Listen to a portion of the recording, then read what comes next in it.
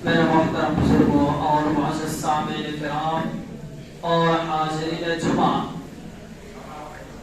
ये अल्लाह तबारक व तआला का बहुत बड़ा एहसान और करम हुआ कि अल्लाह ताला ने हम सबको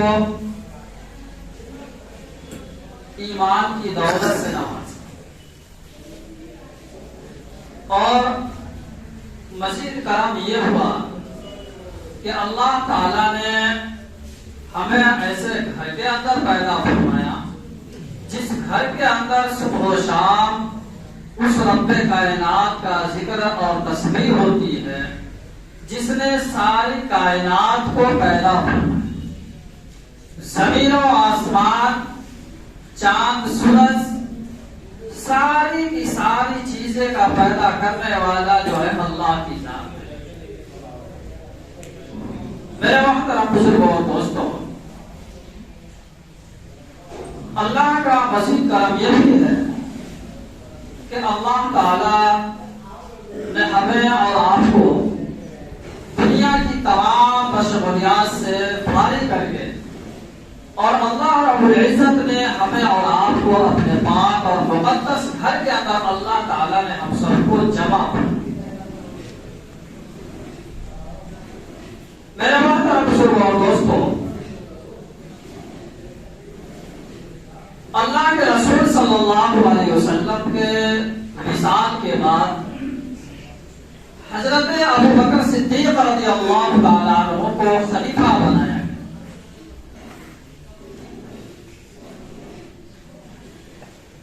और आपको मुसलमानों का खलीफा चुना गया। उसके बाद में जो खिलाफत हजरत उमर रज़ियल्लाहु ताला अन्हु को हासिल है, तो हजरत अबू बकर सिद्दीक़ रज़ियल्लाहु ताला अन्हु को जब खलीफा बनाया गया तो उस जमाने में ये काफी वगैरह का रिवाज नहीं था। तो जब आपको खलीफा बनाया गया तो आपके हवाले जो रजिस्टर हुआ था वो एक चमड़े का रजिस्टर था। उसमें रजिस्टर के अंदर खाना जो है बना हुआ था और वो रजिस्टर उन विवाहों का था कि जिसका कोई वारिस नहीं था। तो जिस मोहल्ले में, जिस गांव के अंदर जो बेवा औरतें रहती थी, उसका एड्रेस उसके अंदर लिखा हुआ था, उसका नाम, उसका पता, उसका जिम्मेदार कौन है, ये सारी चीजें जो है ना उसमें लिखा हुआ। तो इसी चीज को हजरत अबू बकर सिद्दीक़ रज़ियल्लाहु ताला अन्हु देख रहे थे। इतने में हजरत उमर रज़ियल्लाहु ताला अन्हु वहां तशरीफ ले आए और आने के बाद में हजरत अबू बकर सिद्दीक़ से फरमा रहे हैं कि अमीरुल मोमिनीन, खलीफतुल मुस्लिमीन, आप क्या देख रहे हैं? तो हजरत अबू बकर सिद्दीक़ रज़ियल्लाहु ताला अन्हु ने कहा कि ये विवाहों का रजिस्टर है, इसको मैं देख रहा हूं, आप भी लीजिए और देख लीजिए।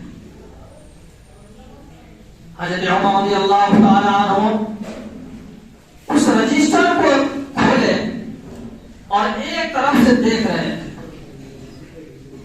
उसमें उम्र भी लिखी हुई है, उसमें एड्रेस भी लिखा हुआ है, उसमें किस जगह पर कौन औरतें रह रही है, उनका सारा एड्रेस उसमें खाना बखाना लिखा हुआ है। हजरत उमर रज़ियल्लाहु ताला अन्हु को जब रजिस्टर देखे तो इनकी नजर एक ऐसे खाना के पास पहुंची जिसमें कुछ भी नहीं लिखा हुआ था।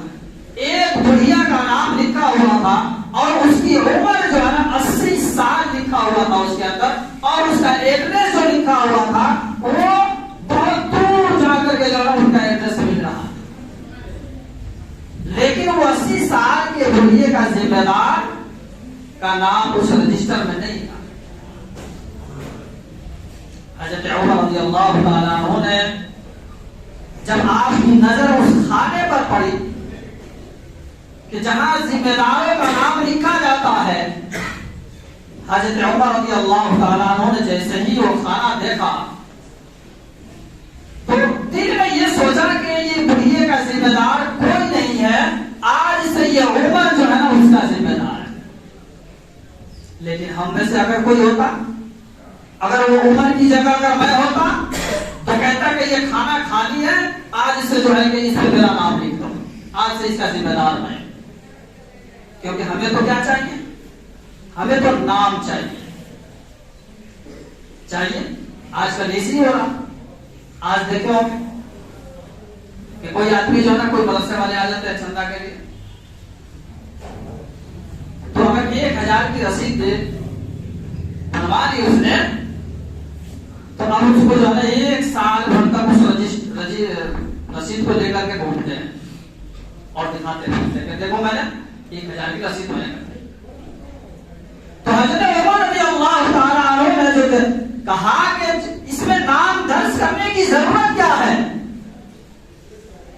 अरे जिसके लिए मैं कर रहा हूं वो तो देख रहा है, जिसके यहाँ नाम रजिस्टर हमें करवानी थी वो तो देख रहा है, उनके रजिस्टर में मेरा नाम दर्ज हो चुका है, इन रजिस्टरों में हमें दर्ज कराने की जरूरत क्या है।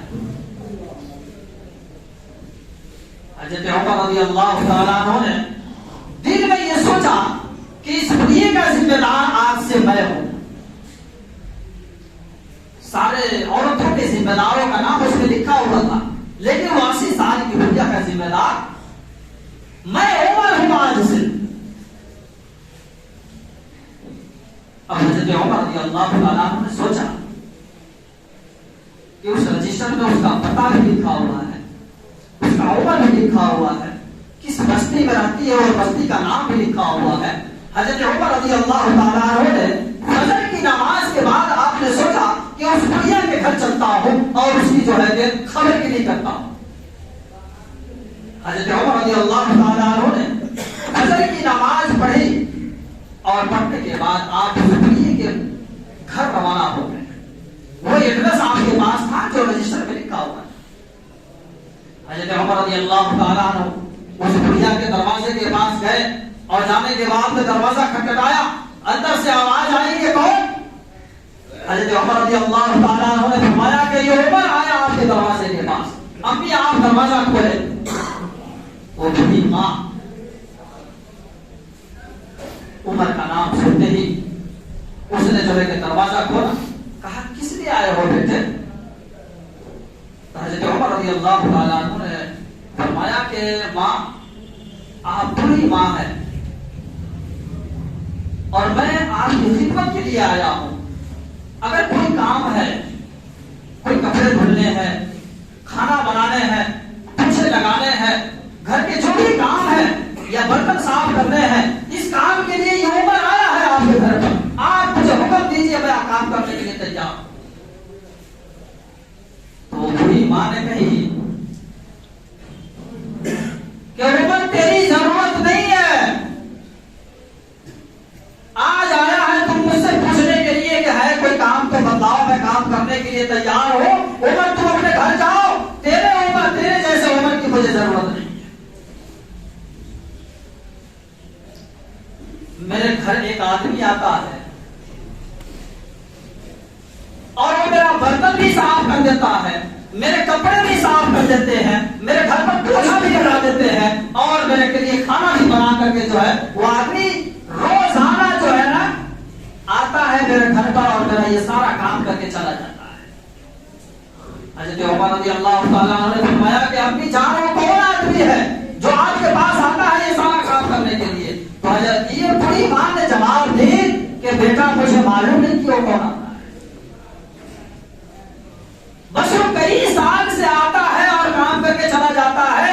मैं तो बड़ी मां हूं, मैं घर में बैठी रहती हूँ और मैं देखती नहीं हूँ कि वो कौन है, मैं तो पर्दे में रहती हूँ और जब वो आता है दरवाजा खटखटाता है, मैं पर्दे में होकर के मैं अलग खड़ी हो जाती हूँ, वहाँ वो शख्स आता है और मेरा ये सारा काम जो है कि घर पर पोछा लगाता है, बर्तन धोता है, मेरे कपड़े भी साफ कर देता है और फिर जो है तो ये सारा काम करके वो चला जाता है। मुझे नहीं मालूम कि वो कौन आदमी आता है, इसलिए उमर तुम जाओ, तुम्हारी जरूरत नहीं है। हजरत उमर रज़ी अल्लाह ताला अन्हु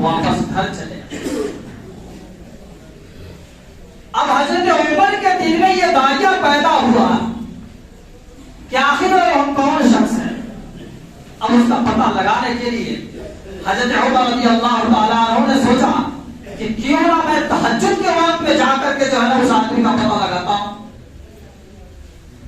और दूसरे दिन हजरत उमर ने रात के अपने यहाँ तहज्जुद 2-3 बजे रात के वक्त में हजरत उमर गए और जाकर के जो है फिर उस बूढ़ी मां के दरवाजे को खटखटाया। और रात में 80 साल जिसकी उम्र है, उसने कही कौन? तो कहा कि मैं उमर। कहा कि इस वक्त क्यों आए हो तुम रात में? तो कहा कि अम्मी जान आप दरवाजा खोले, मैं आपकी खिदमत के लिए आया हूं। तो वो बूढ़ी मां ने कही कि मैंने तेरे को जो सुबह समझा दिया था कि तेरी जरूरत मुझे नहीं है, मेरा काम करने के लिए एक आदमी आता है और वो चला जाता है, तेरे को बात ये समझ में नहीं आती है, चलो यहां से। इस बूढ़ी मां को जो है तुम रात में परेशान करने आते हो, अभी तुम दिन में आए थे, फिर जो है कि रात में चले आए। तो हजरत उमर रज़ी अल्लाह ताला वहां से चले। फिर इनके दिल में ये बात आई कि आखिर वो आदमी है कौन, इसका पता लगेगा कैसे। एक दिन हजरत उमर रज़ी अल्लाह ताला अन्हु ईशा की नमाज के बाद उस बूढ़ी मां के दरवाजे के पास चले गए। दरवाजा खटखटाया नहीं, क्योंकि बूढ़ी मां गुस्से में है। 2 मरतबा दरवाजा खटखटा चुके हैं, तीसरी मरतबा में आपने दरवाजा खटखटाया नहीं, बल्कि उस बूढ़ी मां के दरवाजे के सामने एक दरख्त था, उस दरख्त के आड़ में जो है हजरत उमर रज़ी अल्लाह ताला अन्हु जो है वो छुप करके खड़े हो गए, इस इंतजार में कि कौन आदमी आता है। हजरत उमर रज़ी अल्लाह ताला अन्हु उस बूढ़ी मां के दरवाजे के पास में जो दरख्त था, उस दरख्त के दरख्त से छिप करके खड़े हो गए। देखा कि एक शख्स, पहले जमाने में तो लाइट नहीं होती थी ना, दिया होता था। पहले जमाने में ये लाइट जो आजकल जो रोडें रोशन होती है, चारों तरफ रोशनी रोशनी नजर आती है, तो पहले ये चीजें नहीं थी। तो हजरत उमर रज़ी अल्लाह ताला ने छू करके देख रहे हैं कि एक आदमी आया और उस बूढ़ी मां के घर के अंदर दाखिल हो। अब वहीं से देख रहे हैं कि वो आदमी जिसने आया बूढ़ी मां के घर के अंदर, वो आदमी पोछा भी लगा रहा, बूढ़ी मां की खाना भी बनाया, उसने कपड़े भी साफ किया। और जब कपड़े साफ करके सामान सारा काम करके जब वो फारिग होकर के बाहर निकले, हजरत उमर रज़ी अल्लाह ताला को छुपे हुए थे, वहां से निकले। कहा कि ये तो हजरत अबू बकर सिद्दीक रज़ी अल्लाह ताला अन्हु है। कहा कि हजरत आप यहाँ? तो हजरत अबू बकर सिद्दीक ने फरमाया कि उमर तुम यहाँ क्या कर रहे हो? तो हजरत अबू बकर सिद्दीक ने कहा कि ये मेरा और मेरे रब का मामला है, ये मेरा और मेरे रब का मामला है। हजरत उमर रज़ी अल्लाह ताला अन्हु ने कसम खा करके फरमाया, ए उमर, जब तक अबू बकर जन्नत में न चला जाए, ये उमर जो है कि जन्नत में नहीं जा सकता है। चुनांचे जब थोड़ी देर आगे बढ़ रहे हैं, अब साथ में दोनों हो गए, हजरत अबू बकर हजरत उमर रज़ी अल्लाह ताला अन्हु। जब दोनों साथ में चल रहे हैं तो आपकी निगाह जो है, हजरत उमर की निगाह हजरत अबू बकर सिद्दीक रज़ी अल्लाह ताला अन्हु के पांव मुबारक पर पड़ा, जो आपके पांव के अंदर जूते नहीं थे, आपके पांव मुबारक के अंदर चप्पलें नहीं थे। हजरत उमर रज़ी अल्लाह ताला अन्हु ने फरमाया कि अबू बकर, आप तो मुसलमानों के खलीफा है और आपको जूते नहीं है आपके सर पैर में। तो हजरत अबू बकर सिद्दीक रज़ी अल्लाह ताला अन्हु ने फरमाया कि ये मेरा और मेरे रब का मामला है। हजरत उमर ने फरमाया कि नहीं, आप मुझे बतलाएं कि आपके पैर में जूता क्यों नहीं, आपके पैर में चप्पल क्यों नहीं है। आप अगर ये सवाल का जवाब अगर आपने नहीं दिया तो ये उमर एक कदम भी आगे नहीं बढ़ेगा।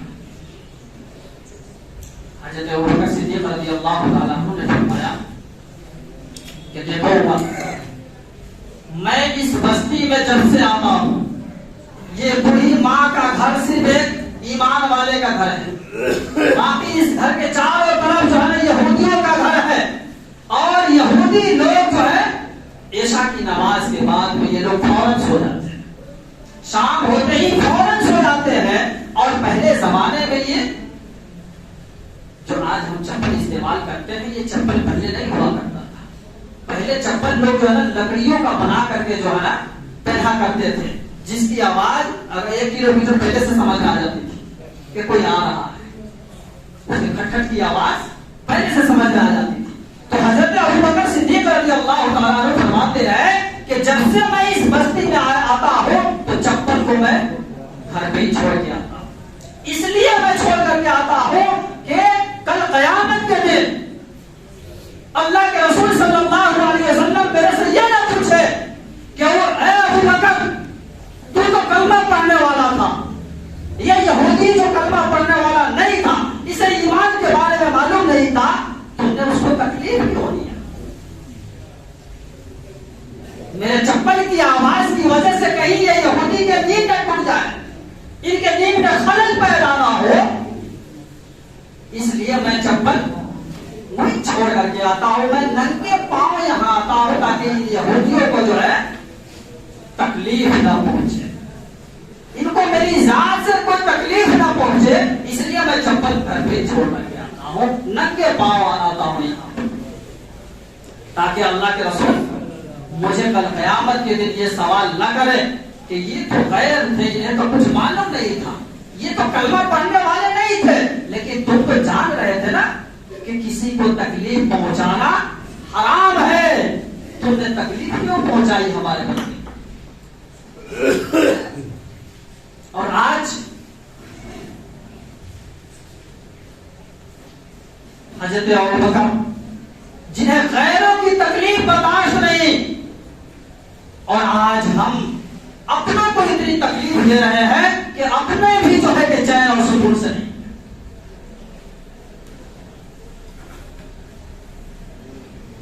गैरों की तकलीफ सहाबाए किराम को बर्दाश्त नहीं, लेकिन आज हमें आज के दौर के अंदर अगर मैं ये बात कहूं तो गलत साबित नहीं होगा कि आज हमें अपने जितना गैरों से हमें नुकसान नहीं है, उतना जो है कि हमें अपनों से नुकसान है। आज हर घर के अंदर देखें, बाप जो है कि बच्चे ऊंची आवाज से बात करता है, बाप को जो है कि गालियां देता है, मां को गालियां देता है। मेरे मोहतरम बुजुर्गों और दोस्तों, इससे बड़ी बात बर्बादी क्या हो सकती है? जो एक बाप के सामने में जो है कि एक औलाद जो है ऊंची आवाज से बातें करता है, एक बेटी जो है कि अपनी माँ से ऊंची आवाज में बात करता है, अपनी बेटी जो है कि माँ की बात मानने को तैयार नहीं है, बेटे जो है कि माँ की बात मानने को तैयार नहीं है। इससे ज्यादा बर्बादी क्या हो सकती है?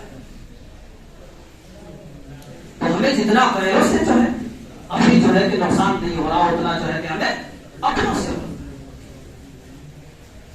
तो हमें इस्लाम ये सिखाता कि हमारी जात से किसी को तकलीफ न पहुंचे, हमारे को कोई न कोई फेल से न कोई हरकत से किसी को तकलीफ न पहुंचे। अगर किसी के जात से अगर मुझे तकलीफ पहुंच रही है तो अल्लाह के वास्ते उसे माफ कर दे, और जो अल्लाह के वास्ते अगर माफ करता है, अल्लाह तबारक व तआला जो है उसे कल क़यामत के दिन जिसने अल्लाह के बंदों पर रहम किया, अल्लाह ताला उस बंदे के ऊपर जो है कल क़यामत के दिन रहम फरमाएगा। लेकिन हम तो दूसरों को क्या, हमारी सोच यही होती है कि हम दूसरे को कैसे परेशान करें, दूसरों को कैसे बर्बाद करें, एक दूसरे की जो है काम चलने में लगे। इसलिए मेरे भाइयों, हमें और आपको अपने अमाल में झांके, अगर कोई अमल हम कर रहे हैं तो अल्लाह के लिए करें, इखलास से करें उस अमल को। इखलास से जब अमल होगा वो अमल जो है कि रंग लाएगी, और थोड़ा अमल जो है जो है तो काफी है।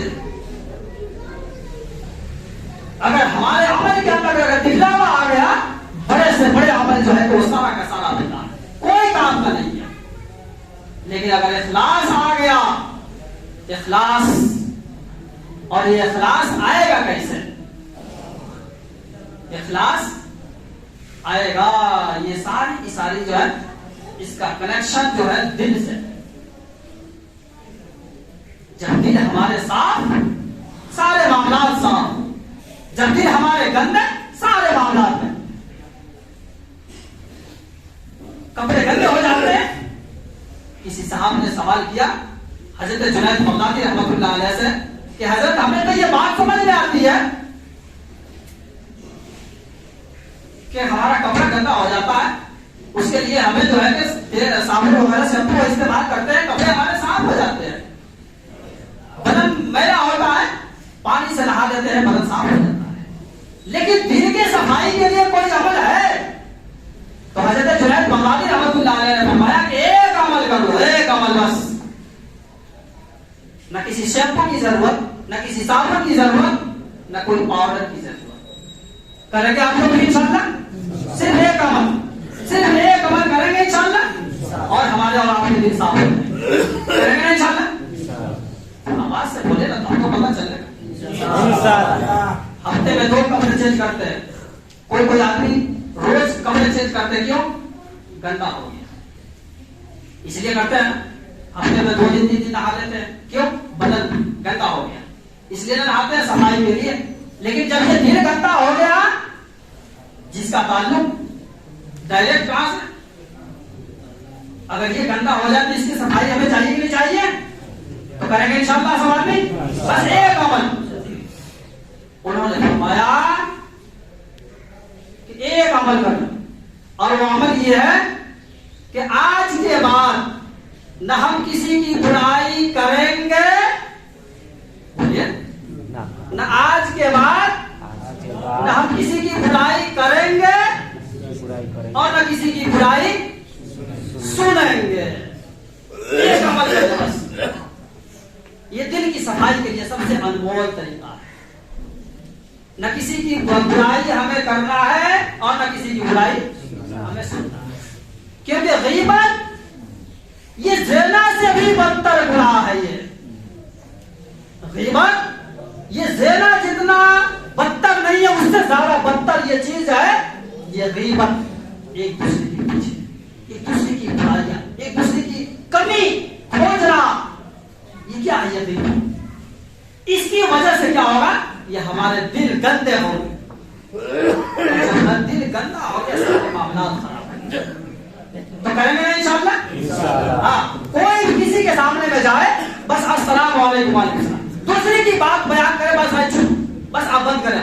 अगर वो नहीं बंद होते हैं, आप वहां से चलते हैं। इसका तरीका ये क्या तरीका? कहीं भी अगर आप जा रहे हैं, सलाम मुसाफा करें, दूसरे की बात अगर आपसे कोई सुना रहा है, उसे कह बंद करो, बस हो जाओ बस। अगर वो नहीं मानते, वहां से आप चले।